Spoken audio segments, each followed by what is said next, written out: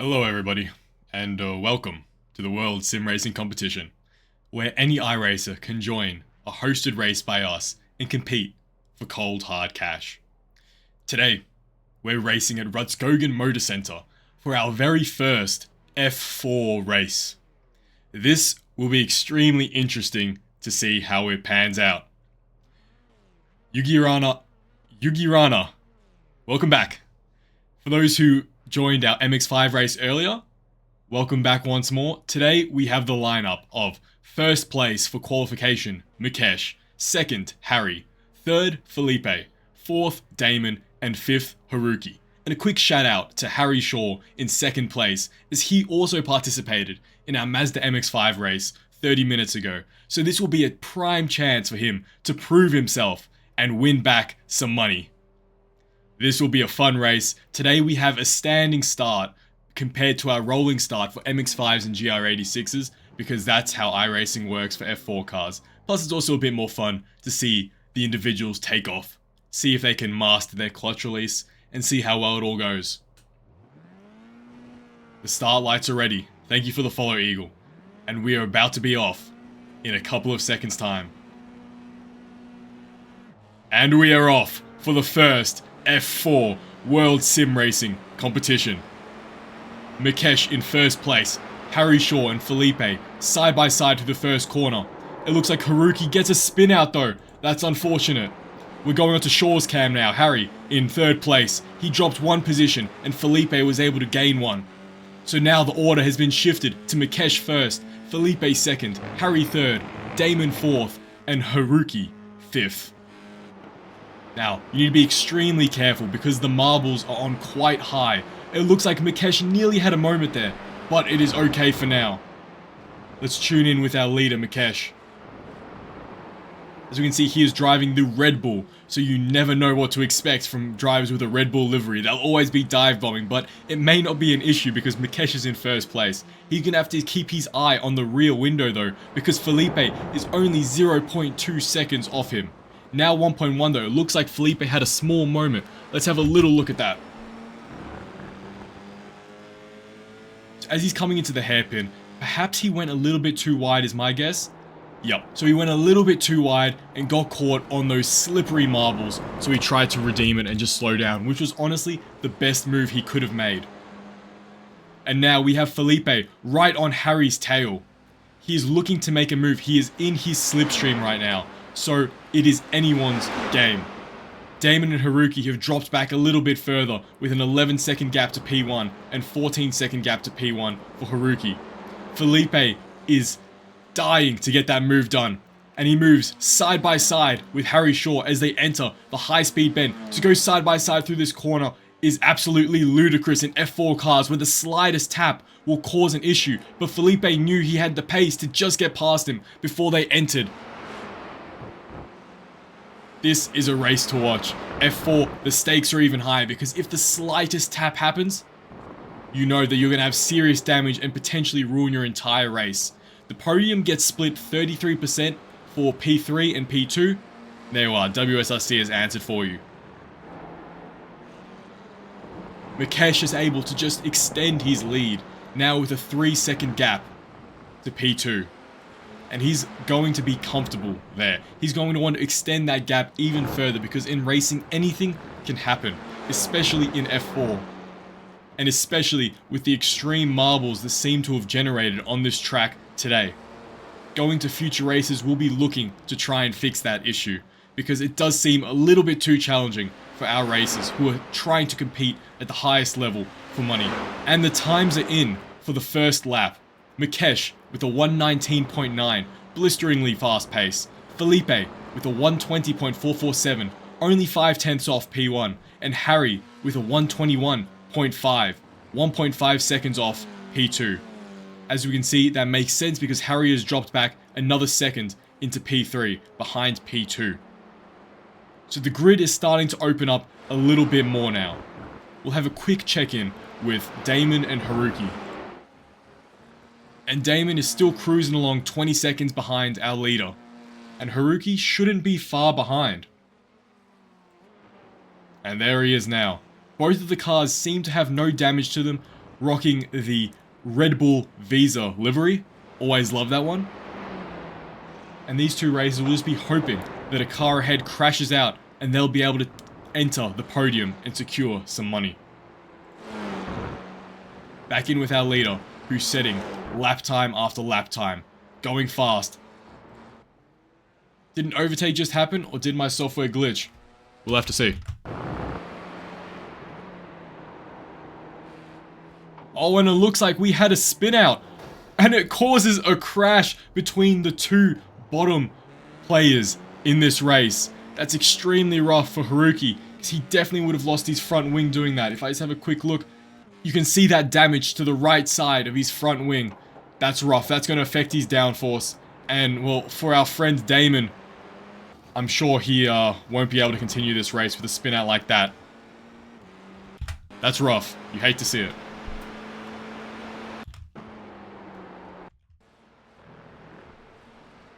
And back in with our leader, Mukesh. 5-second gap now. That's right, Rafis. There goes his race. You hate to see it, and it's also tough when a spin causes the person behind to crash into you as well. 6-second gap now. Mukesh is just extending that lead, but it looks like Harry and Felipe have been able to stay roughly side by side with each other, maintaining that 1-second gap between the two of them.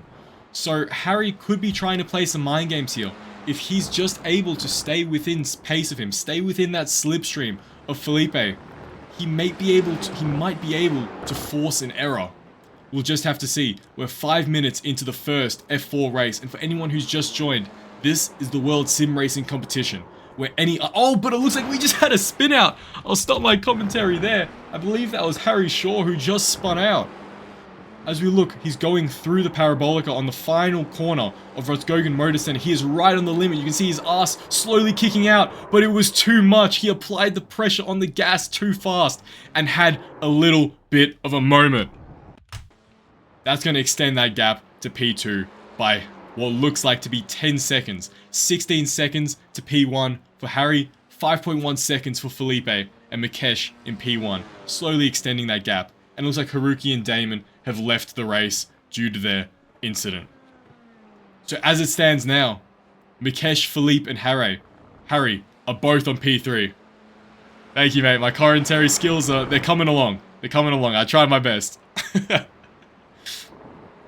Harry's all over the place. He's trying to make that time back. The question is, will he be able to do it? Let's tune in back with our leader. So let's have a look at Felipe. Going in 5.7 seconds. He's sliding everywhere. And it's especially tough, I don't blame them. With marbles this great on the track, it's almost like you're driving in the rain if you're not on that perfect racing line. It makes overtakes tough, and makes your concentration have to be at peak level to be able to perform optimally. Mukesh still with the fastest time of a 1:19.92 second, Felipe with a 1:20.4, and Harry with a 1:21.5. And as I was saying before, this is the World Sim Racing competition, where any iRacer can join a hosted race by WSRC and compete for cold hard cash. 7 minutes into the race now, there's 7 minutes to go, and it looks like there's only 3 races left, so it's guaranteed that these races are going to be taking home prize money, which you love to see. But now it's a question of who's going to take home the pride. Who's going to be able to claim that they came first in the world's first ever WSRC F4 competition. So far, it looks like Mukesh is going to take that title. But you never know. Tune back in with the Red Bull here, Mukesh in P1. Let's get a chase cam to see how close he is on the limit. And as I say that, you can see every corner he takes almost, the rear is slightly sliding out. That shows that his tyres on the absolute limit of grip. If anything, it might be a bit too far onto the limit, where it's overheating the tyres and slowing down his traction ability. Goes through corner 1. Perfectly there, taking that apex. This is a very technical track, if I hadn't mentioned already. Rudskogen Motorsenter. Everything about it, you need to be on the ball. Lots of double apexes, lots of harsh hairpins, and flowing high-speed corners like this one here. You're basically on the limit, sliding through this double-bended corner. And you need to maintain your speed up this uphill section. Otherwise, you'll get passed immediately by the racers behind you. Very technical. You need to know the racing lines. Otherwise, you'll be left in the dust. Looks like we're having a little bit of connectivity issues from Mikesh, so we might have to swap back to Felipe. 4.8 seconds now. The downhill left-hander is a pain indeed. It is extremely rough. Me personally though, I love this hairpin here. That is the perfect spot to get a nice switchback. Coming through here, we see Felipe taking a beautiful racing line. For those who don't know, the racing line you can see easily by the darker part on the tarmac, because that's just where the tires have dropped their rubber from being driven so much because it's the optimal way through the track. Going a little bit wide, but his tires were still on the curb, so it won't count as a 1x. In this race, racers can have up to 18 incident points before they're disqualified, and if they're disqualified, they will get no money. So these top 3 racers need to be sure that they don't get too many off tracks or spin out and crash, because then they'll just be throwing away their cash. It looks like Harry may have had another moment. See if we caught that in the 15-second replay. He's dropped down 30 seconds behind. It looks like we may have missed it. Perhaps another spin due to the marbles. Go back in with Felipe. Cruising around. 3.9 seconds now. He set a fastest time. A 1:19.931 for him. Only 0.04. I don't even know what that is. 0.04 milliseconds perhaps. Behind Mikesh. So he is slowly closing that gap between P1. There are 5 minutes left in this race. So perhaps we will see a change in leaders. Like I've said many times before, being P1 isn't an easy job. It's an extremely tough mental game, and you need so much discipline and fortitude to be able to maintain your pace without slowing down. You need to constantly be checking your delta, be checking that you're not slowing down on every single corner, that you're hitting your brake markers, because you have no one to chase, so you need to be the person pushing yourself. But then you also need to balance that with not pushing it too far and crashing out when you have no pressure at all. So it's a fine balance that you need to maintain. P1, Mikesh, P2, Felipe, and P3, Harry. And the gap is quite wide. We may even see Harry being lapped. It really just depends how he continues to go in this race. 48 seconds now to P1. 4 seconds for P2 to P1. Fastest lap times, we have a 1:19.97 Mikesh, 1:19.931 from Felipe, 1:21.551 from Harry, and a 1:27 from Damon. Haruki with no valid laps.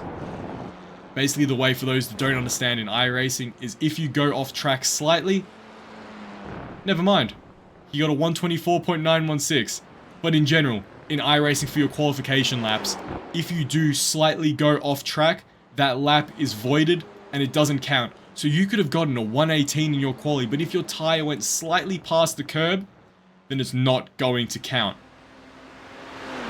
It looks like we have 3 races here. So, oh, Felipe with a blisteringly quick time, a 1:19.67, and someone just went off track. I believe that was a back marker. That was Damon. So we've had our first lap of the race. Damon with a little spin out. Let's see if we can see what happened. Or if we just missed it. It was also P1 that went off as well. It's extremely interesting. That's what I was saying.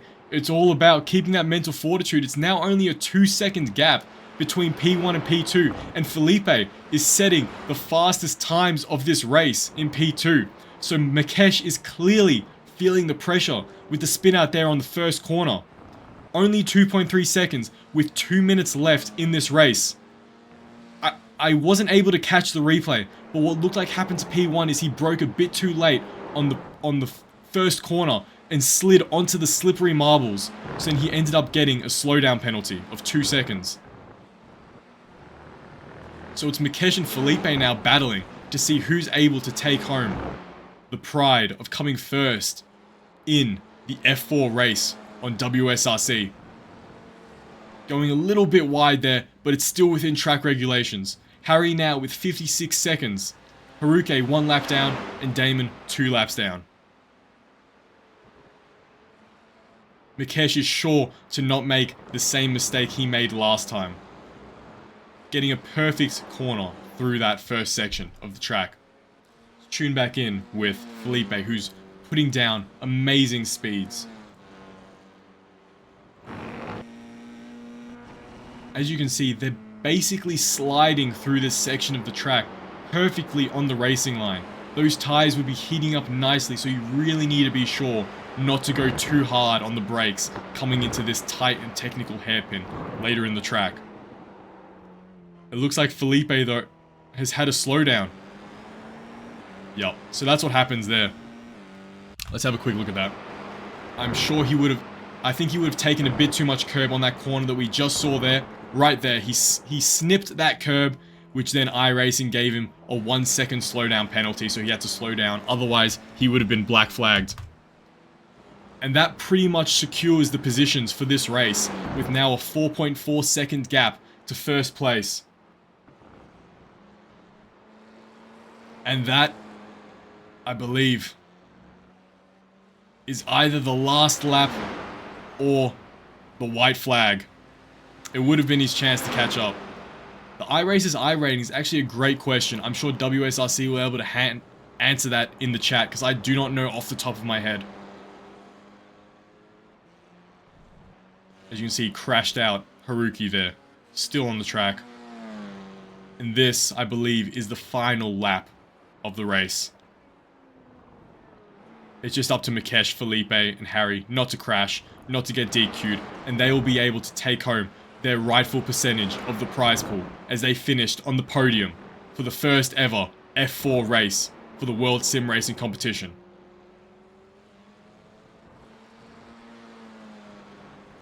This has been an exciting race. Lots of spin outs, lots of crashes. And it's what you come to expect when you have these extremely delicate, fragile cars on a track with high marbles. But it's entertaining to watch, nonetheless. Felipe is able to reduce that gap though to 1.9 seconds, but it isn't going to do him much good, unfortunately, because this is the last lap. And Mikesh celebrates going wide as he crosses the checkered flag and becomes WSRC's first ever F4 winner. First place is Mikesh, second place, Felipe, and third place, Harry. Fourth and fifth, Haruki and Damon. Congratulations to all of the racers. I think if we had 2 more laps there, Felipe may have been able to take the win off Mikesh. So we'll be keen to see them in the next races we run, because I'm sure Felipe and Harry will be back for more to try and redeem themselves and claim P1. Great race by everybody. Thank you for participating, and thank you to all of the viewers who tuned in to the first ever F4 WSRC race. Be sure to check in tomorrow at the same time, 1 hour earlier actually, for our free entry race. We'll have 20 races on the field for a GR86 race on Rudskogen Motorsenter.